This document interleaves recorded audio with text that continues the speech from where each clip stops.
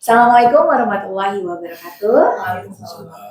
Selamat datang di edisi spesial Ruang Hukum. Kali ini saya berkumpul bersama teman-teman, rekan-rekan dari Magister Penotariatan Universitas Pancasila. Kita tidak hanya ngobrol santai, tapi juga akan membahas salah satu topik paling sensitif di keluarga yang antara orang tua dan anak, ibu dan anak bisa saling menuntut, baik itu gugatan pidana maupun perdata.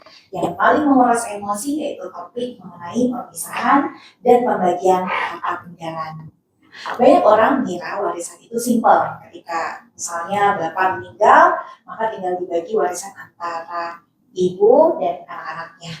Tapi ada juga yang menjadi pertanyaan, yaitu konsekuensi bisa sangat fatal apabila pembagian dan pemisahan itu tidak sesuai porsinya masing-masing. Nah, kali ini saya, Herwinawati Sucipto, bersama rekan saya.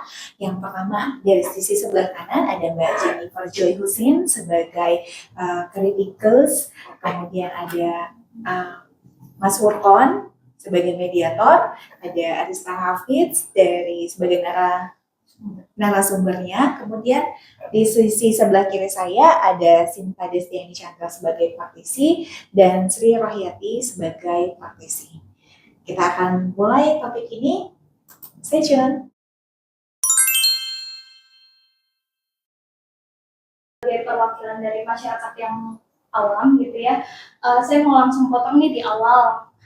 Kenapa sih dunia hukum selalu bikin istilah yang ribet gitu?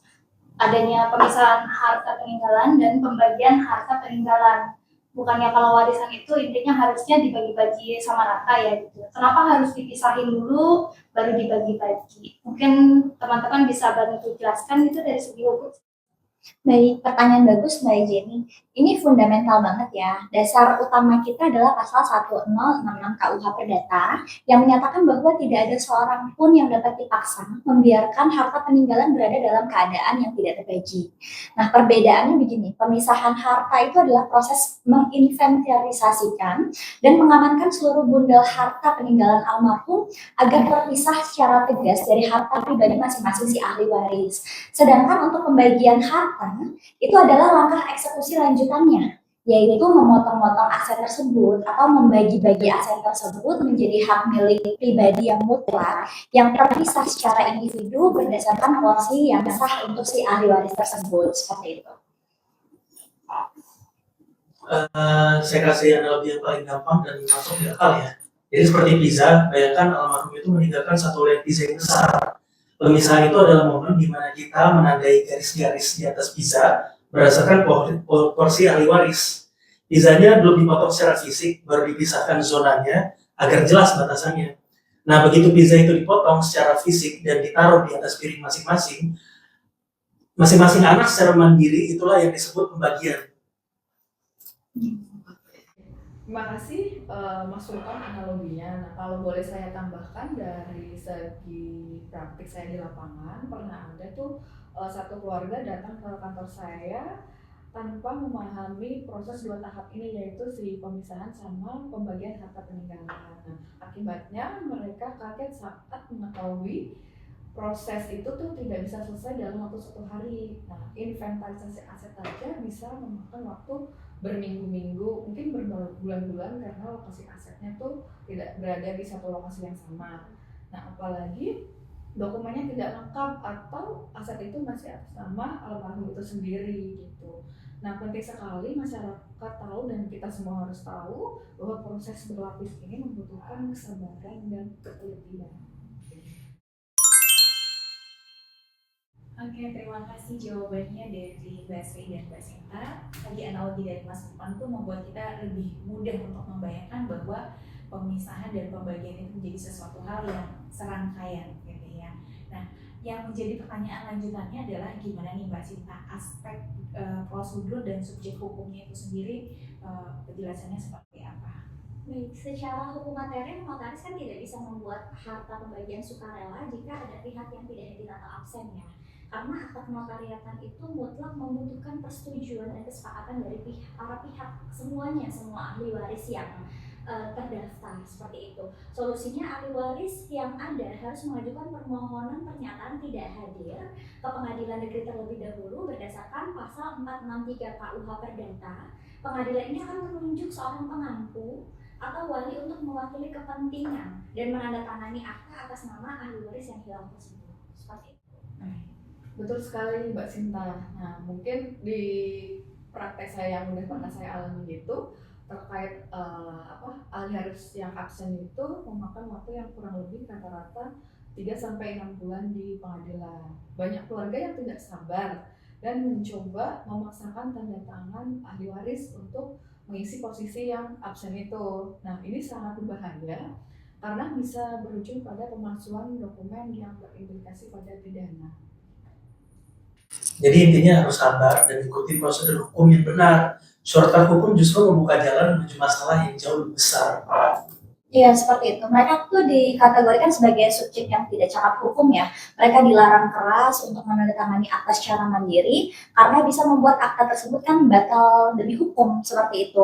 Untuk anak di bawah umur, ia harus diwakili orang tuanya yang masih hidup atau walinya. Untuk yang gangguan jiwa diwakili oleh pengampu. Keduanya wajib mendapatkan penetapan khusus dari pengadilan negeri sebelum menghadap ke notaris seperti itu, terutama jika pembagiannya melibatkan pengalihan aset atau menjual rumah warisan. Itu perlu sekali.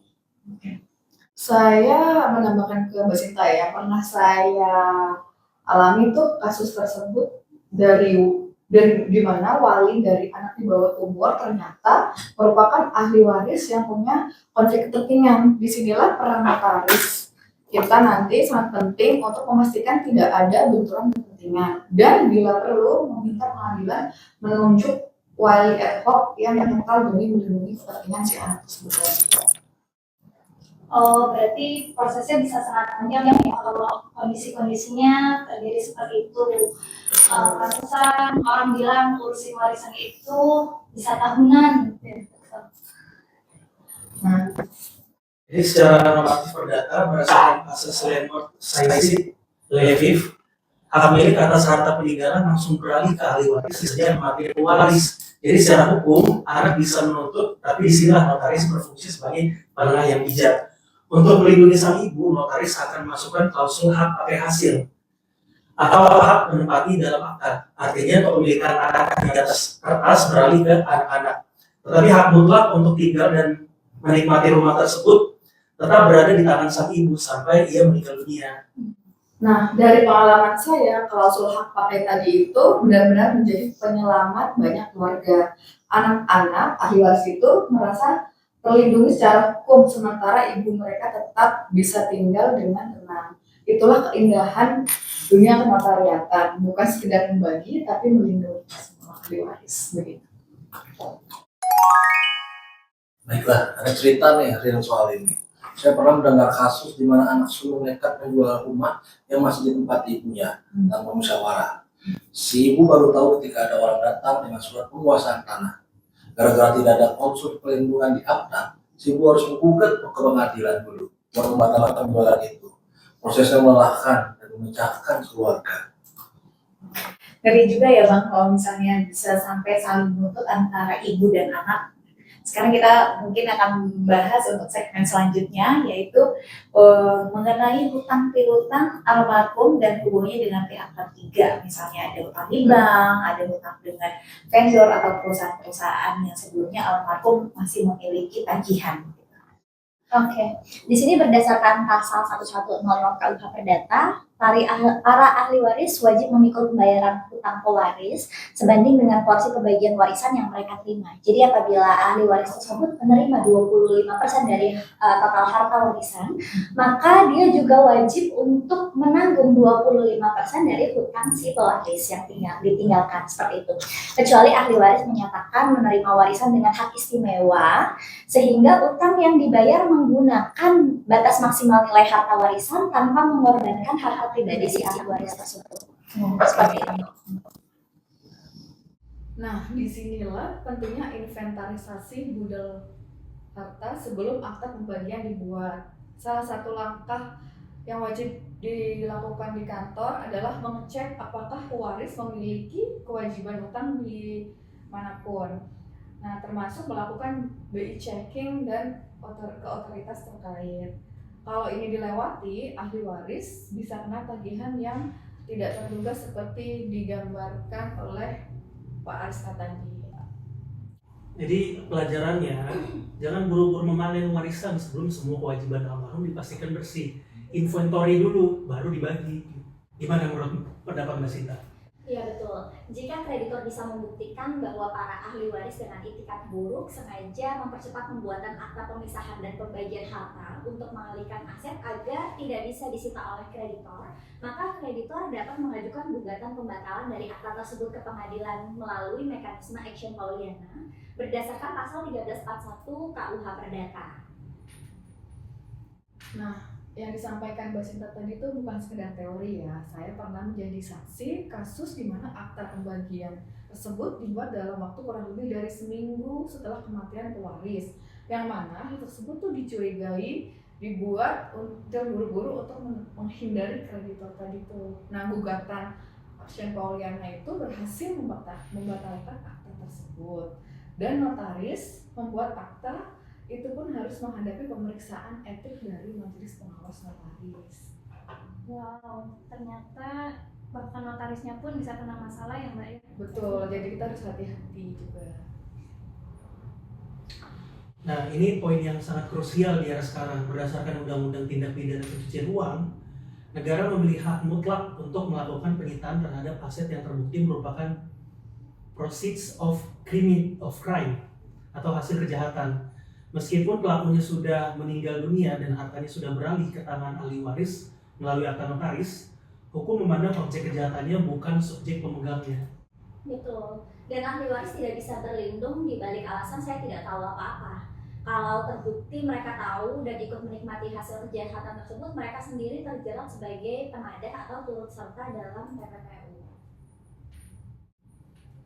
Dari sisi notaris, kami diwajibkan oleh PPATK untuk menerapkan prinsip know your customer dan melaporkan transaksi mencurigakan tersebut jika ada. Nah, kalau ada indikasi aset berasal dari kejahatan, notaris wajib menunda proses dan melaporkan ke PPATK. Notaris yang menutup mata bisa ikut terseret dalam kasus TPPU tersebut. Nah, diskusi kita ini semakin berbobot dan mendalam ya teman-teman ya. Jadi mungkin masih ada juga pertanyaan mengenai ini. Drama seputar surat wasiat rahasia gitu, yang pada masa berikutnya baru diketahui ternyata muncul surat wasiat tersebut, atau misalnya benturan antara perbedaan agama dari pewaris dengan ahli warisnya. Nah, termasuk juga ada fenomena penyelundupan. Untuk surat wasiat atau testamen yang sah dan belakangan ditemukan memiliki kekuatan hukum yang menganulir atau merevisi pembagian waris tersebut ya, sepanjang wasiat tersebut tidak melanggar legitimity yang bagian mutlak untuk anak-anaknya atau si ahli waris yang sah. Akta notaris terlebih dahulu tidak otomatis batal demi hukum, tetapi menjadi dapat dibatalkan. Ahli waris yang diuntungkan oleh wasiat baru bisa menggugat pembatalan akta lama ke pengadilan, atau para ahli waris kembali menghadap kepada notaris untuk membuat akta pembatalan dan menyesuaikan pembagian waris yang baru secara damai. Seperti itu. Nah, Mbak Sinta, untuk menghindari situasi tersebut, kami selaku notaris itu menyarankan kepada klien untuk melakukan pengecekan ke daftar pusat wasiat di Kemenkumham sebelum memulai proses pembagian harta tersebut. Setiap notaris wajib membuat wasiat, wajib mendaftarkannya ke Kemenkumham tersebut. Jadi kalau dicek sebelum akta dibuat, kita bisa tahu apakah ada wasiat yang terdaftar atau tidak. Jadi pelajarannya, langkah pertama sebelum membuka sidang pembagian warisan adalah mengecek daftar wasiat. Ini seperti mengecek BPKB sebelum membeli kendaraan bekas. Betul, cuman perbedaan porsinya sangat kontras ya. Kalau di dalam KUH Perdata untuk yang non-muslim, porsi antara anak laki-laki dan perempuan adalah 1:1 tanpa membedakan gendernya. Seperti itu, dan pasangan yang hidup terlama, janda atau duda, mendapatkan bagian yang sama dengan seorang anak. Sedangkan dalam sistem pewarisan Islam atau KHI, itu seorang yang diatur dalam kompilasi hukum Islam berprinsip 2:1, 2 untuk bagian laki-laki dan 1 untuk bagian perempuan. Seperti itu. Dan janda mendapatkan porsi pasti sebesar 1/8 bagian jika ada anak. Tapi kan ada keunikan di kantor notaris untuk klien muslim melalui asas perdamaian atau takharuj. Setelah porsi faraid yang 2:1 dihitung dan dicatat dalam akta pemisahan, para ahli waris muslim diperbolehkan sepakat untuk membagi rata 1:1. Harta tersebut sebagai bentuk hibah atau kesepakatan keluarga, asalkan disetujui secara sukarela oleh anak laki-laki yang haknya berkurang. Betul. Dalam praktik nih, saya sering menemui keluarga muslim yang memilih opsi taharus tersebut. Ini untuk menjaga kerukunan antar ahli waris tersebut. Anak laki-laki dengan ikhlas menyamakan porsinya dengan saudara perempuannya. Notaris mencatatnya sebagai hibah sukarela dari anak laki-laki kepada saudara perempuannya tersebut, sehingga semua pihak mendapat kepastian hukum tanpa ada merasa yang dirugikan. Nah, pengalaman dari Mbak Sri tadi, ada perbedaan nggak dengan pengalaman yang terjadi dengan Mbak Sinta? Kalau di sini kan notaris adalah pejabat umum yang bekerja berdasarkan asas formalitas dokumen otentik yang diserahkan oleh para pihak kan ya. Jika akta kelahiran yang dibawa menyatakan ia adalah anak kandung, notaris wajib memprosesnya sebagai anak kandung gitu. Namun jika ahli waris lain mencium adanya kecurangan, mereka harus mengajukan gugatan pembatalan akta kelahiran dan penyeludupan asal-usul anak ke pengadilan negeri. Notaris akan langsung menangguhkan pembuatan akta pembagian dan pemisahan harta tersebut sampai dengan ada putusan pengadilan yang berkekuatan hukum tetap atau sudah ingkrah untuk putusannya. Gimana dari Mbak Sri, mungkin ada tambahan? Nah, tambahan dari saya kali ya. Ini salah satu kasus yang menyedihkan. Saya pernah menyaksikan seorang anak sah harus berjuang bertahun-tahun di pengadilan untuk membuktikan bahwa orang yang mengaku saudaranya itu adalah penipu. Proses itu melelahkan secara emosional dan finansial, kan butuh waktu dan biaya ya. Kita bolak-balik untuk melakukan sidang itu. Kemudian itulah mengapa inventarisasi dokumen yang tetap perlu dilakukan sebelum membuka proses yang sangat penting untuk pembagian dan pemisahan atau peninggalan tersebut. Menarik sekali nih ya. Ada kasus nyata yang pernah viral juga, di mana seseorang mengklaim sebagai anak tidak sah almarhum pengusaha kaya dan berhasil masuk ke dalam akta waris karena membawa dokumen yang tampak meyakinkan. Baru setelah tes DNA terbukti tidak ada hubungan darah. Untungnya akta belum dieksekusi sehingga bisa dibatalkan tanpa harus ke pengadilan. Banyak banget ya Bang kasus-kasus yang pengusaha kaya meninggal terus banyak yang ngaku sebagai anak gitu ya. Oke, mungkin pertanyaan selanjutnya adalah gimana sih peran notaris nih Mbak Sinta, Mbak Sri, peran notaris itu untuk melakukan pemisahan dan pembagian harta ini, dan mungkin ada batas waktu gugatan nggak selama pembagian harta peninggalan? Di sini ada 2 pertanyaan sekaligus ya. Pertama soal notaris, berdasarkan Undang-Undang Jabatan Notaris pasal 1365 KUH Perdata, yaitu isi tentang perbuatan melawan hukum. Jika kesalahan menghitung porsi tersebut murni karena kelalaian atau ketidakpatuhan notaris terhadap undang-undang, ahli waris yang dirugikan dapat menggugat notaris secara perdata untuk menuntut penggantian biaya, ganti rugi maupun bunga. Secara kode etik di sini akta tersebut juga bisa diturunkan kekuatannya menjadi akta di bawah tangan. Seperti itu. Lalu soal batas waktu berdasarkan pasal 835 KUH Perdata, hak penggugat penuntutan warisan memiliki masa kadaluarsa selama 30 tahun terhitung sejak hari kematian pewaris. Seperti itu. Jadi meskipun 30 tahun terdengar sangat lama, semakin ditunda akan semakin banyak komplikasi yang muncul. Dokumen hilang, sanksi meninggal, aset sudah berpindah tangan berkali-kali. Lebih baik selesaikan segera setelah masa berkabung berlalu, gitu ya. Nah, kalau dari sisi saya, notaris itu kasus malpraktik seperti itu tuh punya implikasi bagi notaris terhadap jabatannya yang serius. Selain digugat perdata, notaris yang lalai bisa dibawa ke MPD dan dinonaktifkan sementara, bahkan diberhentikan secara permanen dari jabatannya. Oleh karena itu, dalam setiap akta yang notaris buat, Perhitungan LP selalu direview setidaknya 2 kali sebelum penandatangannya.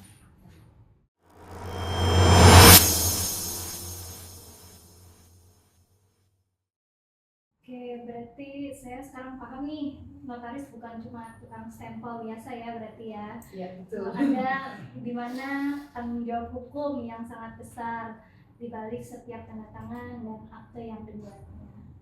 Tepat sekali, dan itu pula mengapa biaya jasa notaris dalam akta warisan tidak bisa dipandang sebagai pengeluaran semata, karena sebagai investasi kepastian hukum yang melindungi keluarga untuk puluhan tahun ke depan. Seperti itu.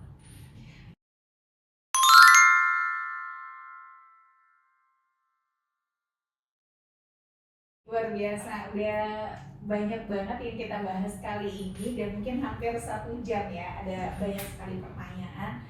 Tapi yang menjadi catatan di sini mungkin saya simpulkan sedikit ya rekan-rekan, bahwa ketika ada harta peninggalan sebaiknya segera melakukan inventaris harta maupun hutang yang kemudian memberikan waktu untuk hadirnya seluruh ahli waris sehingga dapat hadir penandatanganan dalam akta. Kalaupun tidak hadir, tadi Mbak Sinta sampaikan harus menuju Putusan pengadilan. dari putusan pengadilan ya.